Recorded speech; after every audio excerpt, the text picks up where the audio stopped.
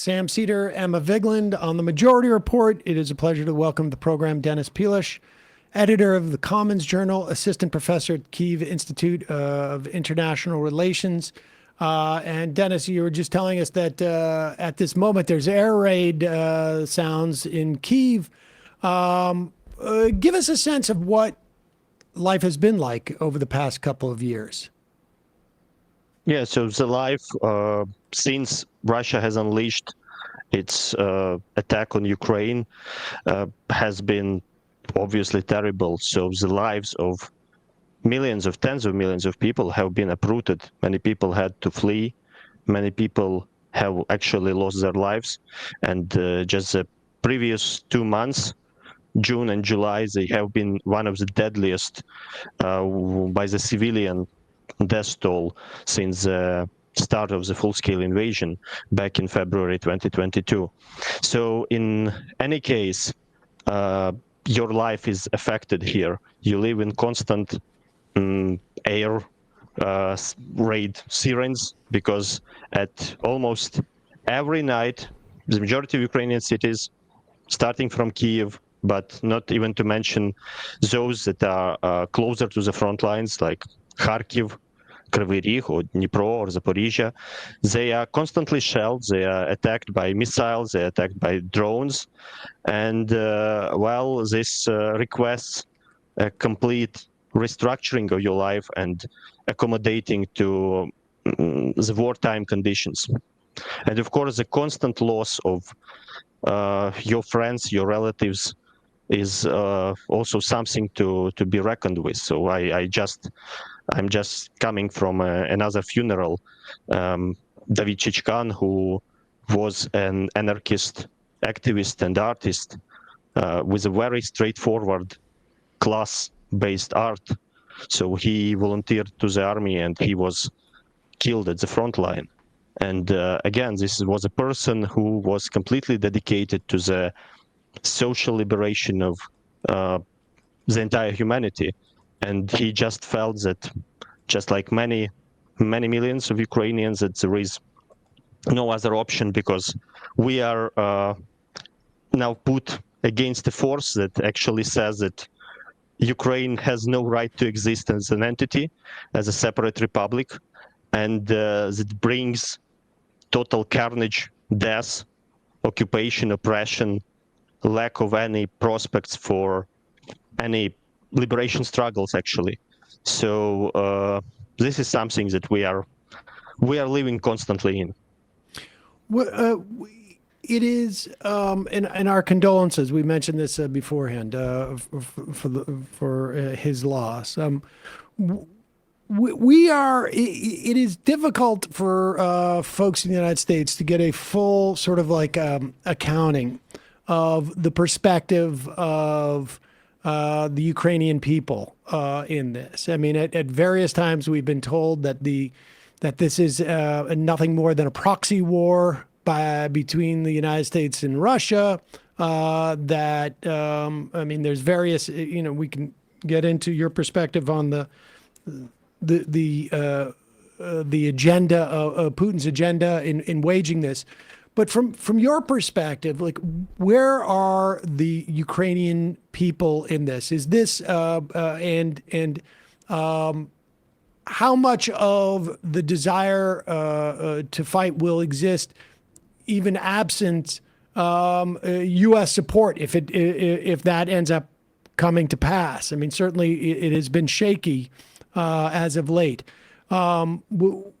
Give us a sense of the determination of the Ukrainian people. So starting with this proxy war narrative, it's quite telling that just recently Russian media outlets have been disseminating this image of a Russian armored personnel carrier waving both Russian and American flags coming to Ukrainian territory. So maybe it's a proxy war waged by Russians on behalf of Donald Trump. So obviously this is a bit of exaggeration, but ultimately we see that now with a far-right president in the US that serves as a sort of, beacon for all the reactionary, authoritarian, xenophobic forces throughout the world.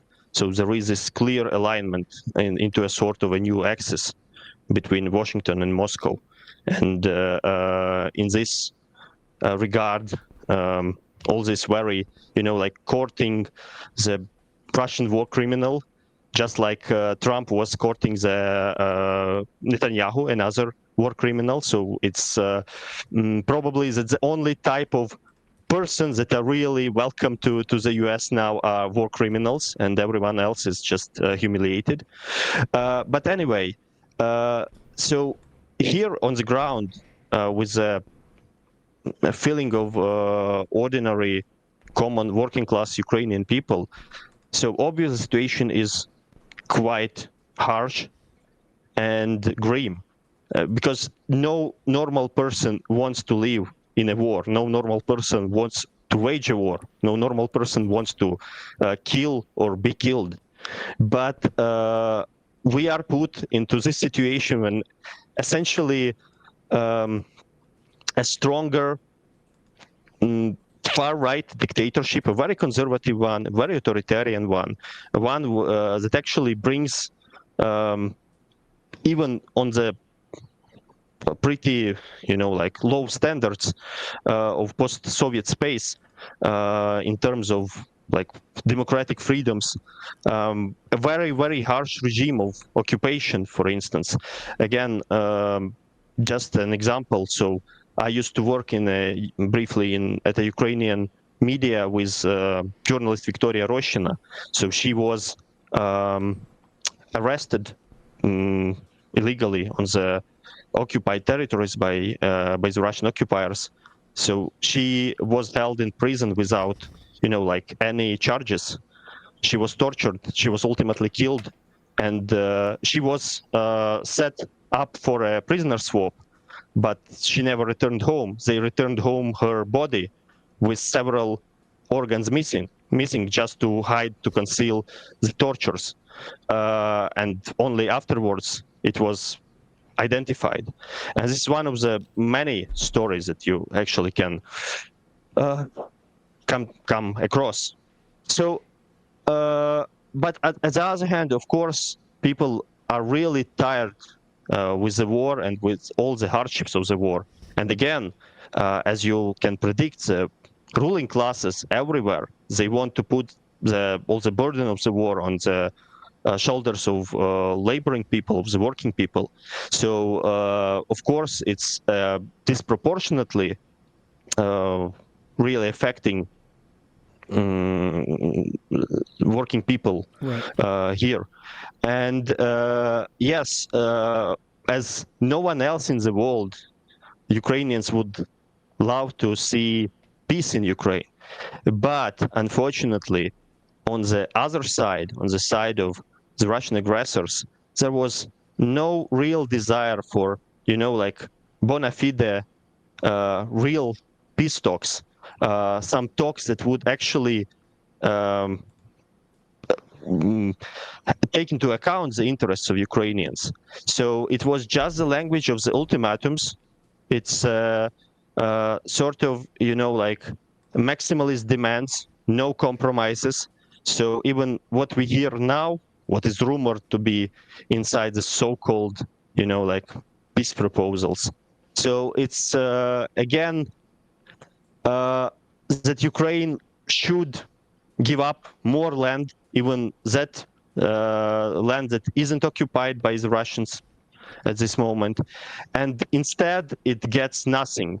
It gets no security guarantees. And again, we can remind that Russia had lots of agreements with Ukraine that were actually preserving sort of borders, sovereignty, and of course the most prominent of these ones were the Budapest Accords.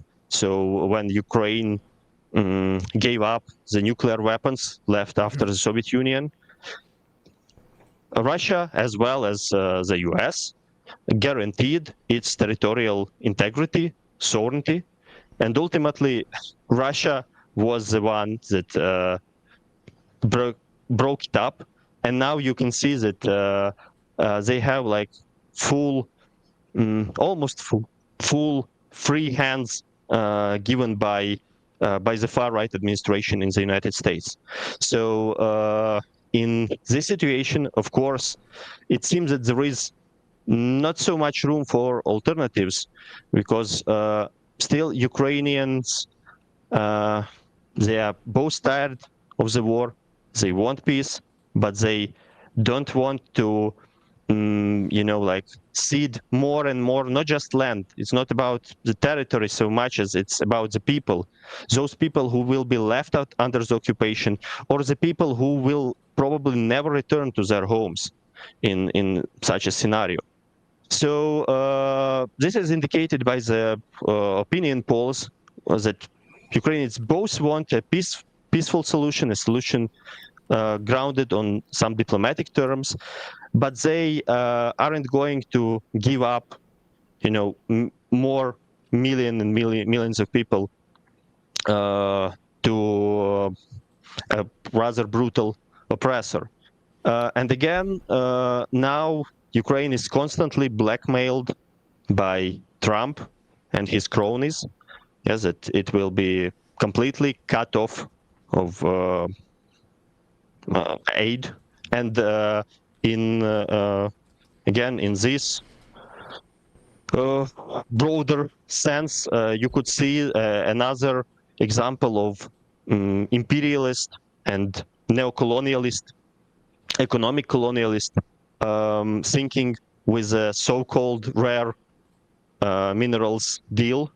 And it seems that, yes, both Trump and Putin and the ruling classes behind them, they are very eager to collaborate in looting Ukrainian natural resources and in actually trying to decide the fate of Ukrainians without the Ukrainians even not even near the table. Right. Yeah, so that's why many people have really invoked these parallels with what happened to Czechoslovakia in Munich in 1938, when the Western allies just gave it up to Nazi Germany, and then Chamberlain was like waving, I brought you peace, but ultimately this peace was just a prologue to the really worst nightmare in the world history, Second World War, and all the atrocities that were committed by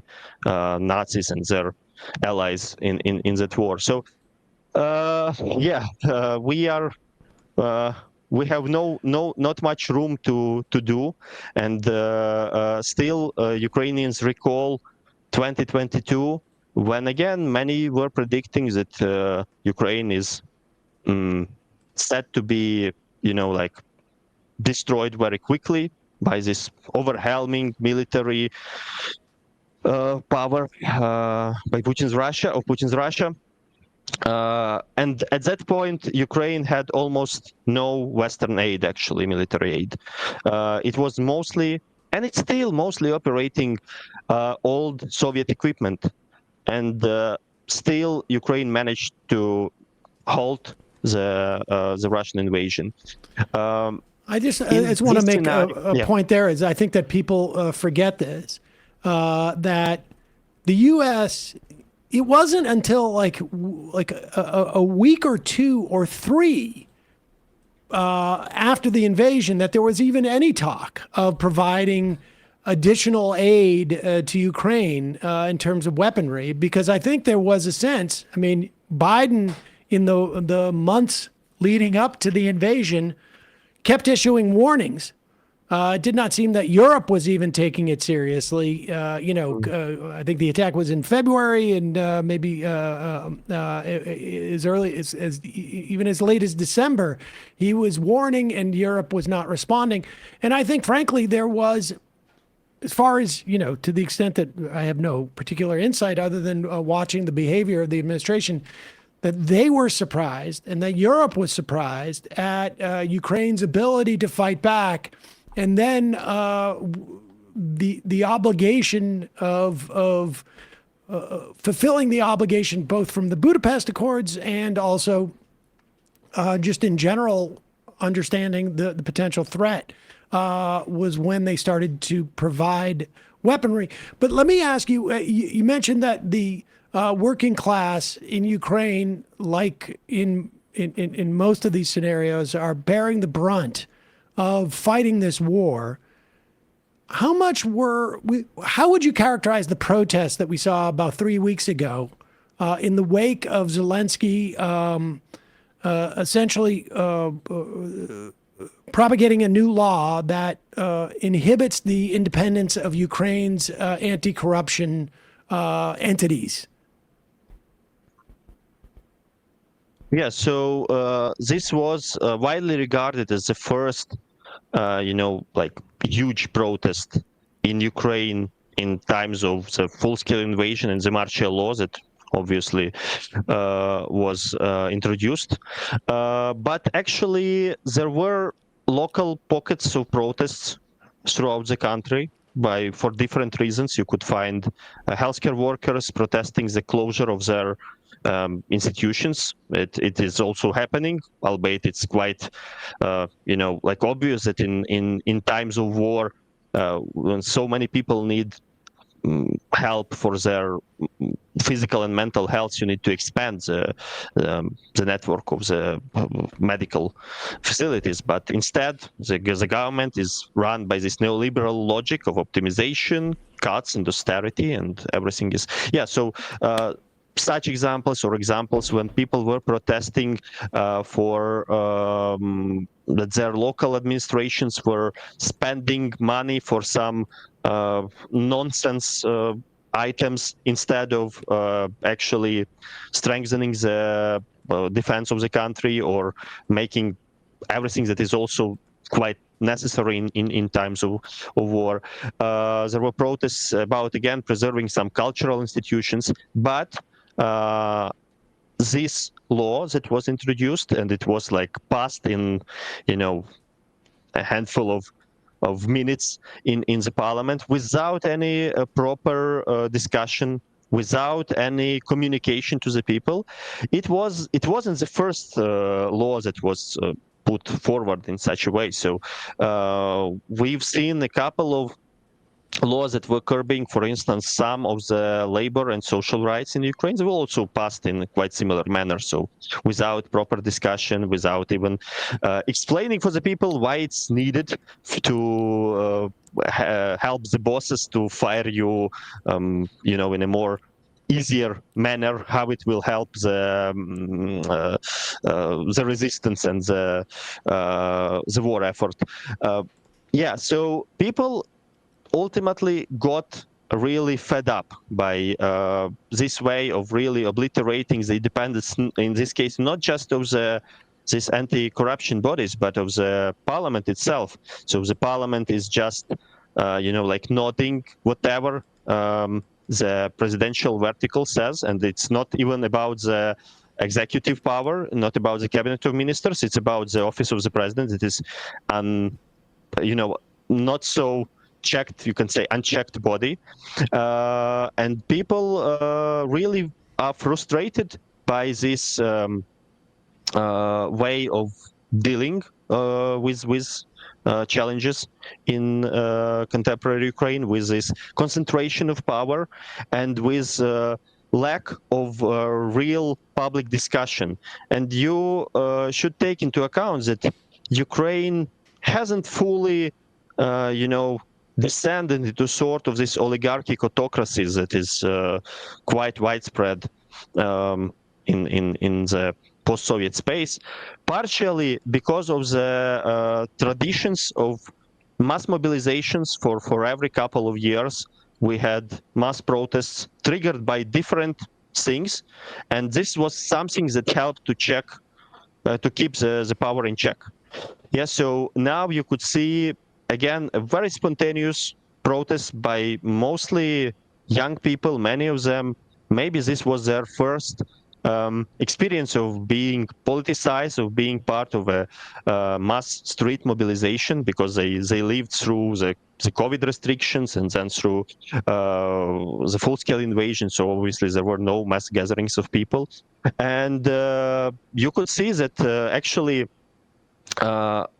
they had this pretext that we are protesting against this particular law, but they were actually expressing their broader discontent and their broader desire for keeping democratic institutions and democratic discussions in touch, because this is something that we really also are fighting for to preserve not just some abstract republic, abstract Ukraine, but Ukraine that is actually run by the people, and where people have their say, and where people have the right to protest, and where people can really get their elected officials to accountability. Yeah, so again, corruption and in general this system of oligarchy capitalism that is predominant in our region. So this is something that obviously everyone is discontent with, and everyone wants to get rid. So again, in times of war, this is aggravating the already dire situation. And as we've mentioned that, yeah, you see that the working class people, they are both at the core of the resistance, you could say, because most of the people in the military, they come either from industrial cities, yes, or from the countryside. These are working class people, but also those working class people who are essential workers who keep the country afloat. So just to recall the railway workers who actually never stopped the railway, and this helped millions of people to flee to safer places, and also that kept the humanitarian aid coming and saving human lives. And you could say the same about healthcare workers, about rescuers, about lots and lots of people who are really the bulk of the this, you know, like they're the key to the infrastructure, right? So, Dennis, let me just ask you if we could turn just for a moment, because we have running out of time here. But today, Zelensky is meeting in the White House with the heads of state of half a dozen European countries with Trump.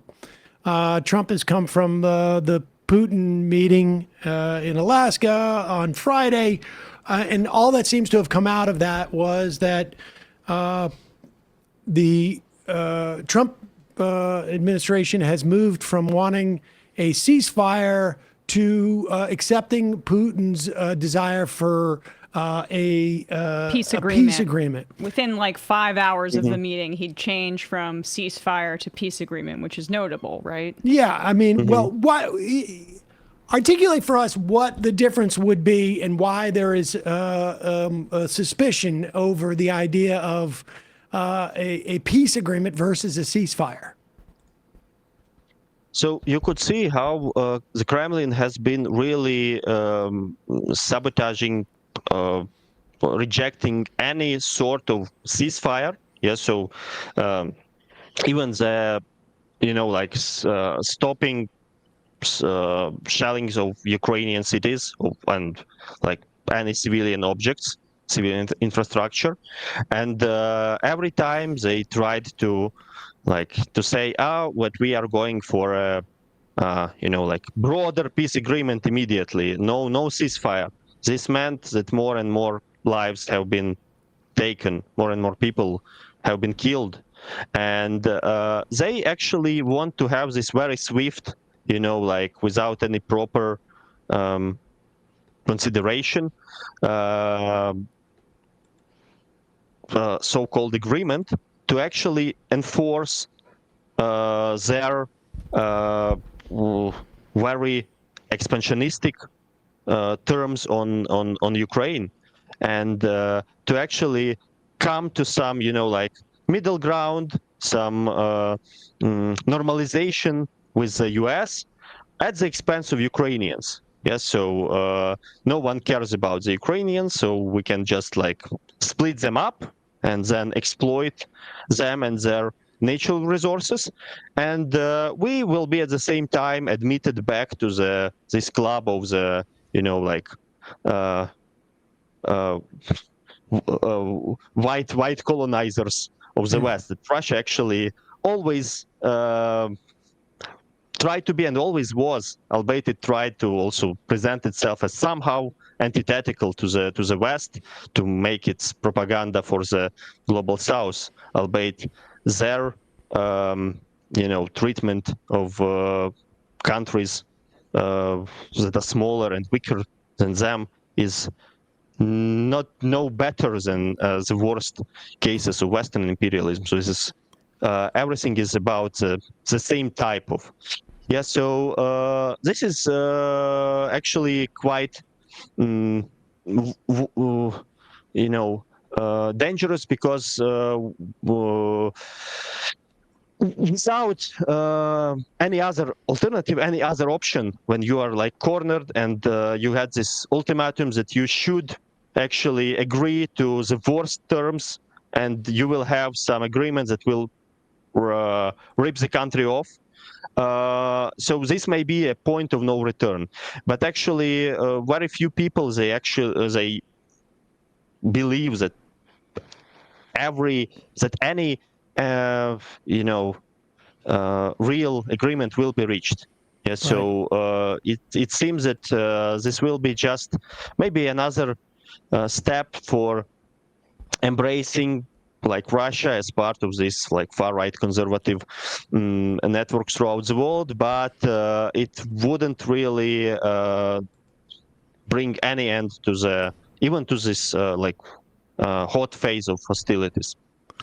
Denis Pilash, editor of the Commons Journal, assistant professor at Kyiv Institute of International Relations. Thanks so much for your time today. Really appreciate it. Again, condolences, and hope to speak to you again soon.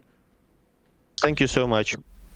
Hey, folks, don't forget to hit the subscribe button and check out our daily show. We do it every day at 12 p.m. Eastern for about 2.5 hours. We even take phone calls. You should check that out.